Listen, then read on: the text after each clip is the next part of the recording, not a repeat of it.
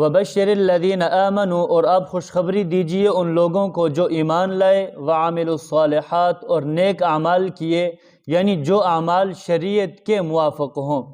أَنَّ لَهُمْ جَنَّاتٍ تَجْرِي مِن تَحْتِهَا الْأَنْهَارُ، کہ ان کے لیے باغات ہیں جن کے نیچے نہریں بہتی ہوں گی،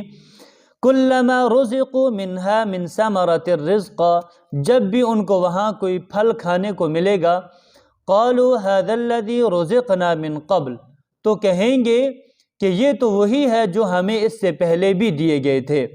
یعنی دنیا میں بھی جو ہمیں پھل دیے گئے تھے انہی کے طرح اب جنت میں بھی دیے جا رہے ہیں۔ یہ جنت کے جو پھل ہیں یہ شکل و صورت میں دنیا کے پھلوں کی طرح اس وجہ سے ہوں گے کہ انسان دیکھی بھالی چیزوں سے زیادہ مانوس ہوتا ہے، اور جو چیزیں انسان نے دیکھی ہوئی نہ ہو ان سے زیادہ انسان کا انس نہیں ہوتا، اس لیے وہاں پر بھی یہ پھل انہی پھلوں کی طرح ہوں گے جس طرح سے دنیا کے اندر پھل ہیں۔ وَأُتُوا بِهِ مُتَشَابِهًا، اور انہیں ملیں گے بھی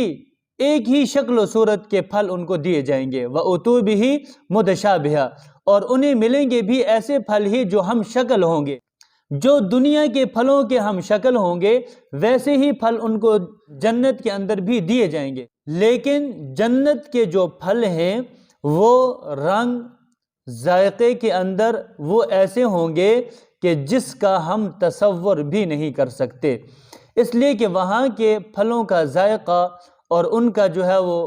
بو اور ان کی خوشبو، وہ ہر ایک چیز وہ انسان کے تصور سے باہر ہے۔ وَلَهُمْ فِيهَا أَزْوَاجٌ مُطَهَّرَةٌ، اور ان کے لیے وہاں ایسی عورتیں ہوں گی، ایسی بیویاں ہوں گی جو پاک ہوں گی، جو پاک یعنی جو دنیا کی تمام ظاہری گندگیوں سے پاک ہوں گی، جیسے بول و براز ہو گیا، حیض و نفاس، میل کچیل، اور اسی طرح معنوی گندگیوں سے بھی پاک ہوں گی، جیسے جو ہے وہ لڑائی جھگڑا، گالم گلوچ وغیرہ، حسد، بغض، کینہ، فساد، یہ بغض و عداوت، برے اخلاقیات، اور اسی طرح دوسرے مرد کی طرف مائل ہونا، یہ ساری کی ساری گندگیوں سے پاک ہوں گی وہاں کی بیویاں۔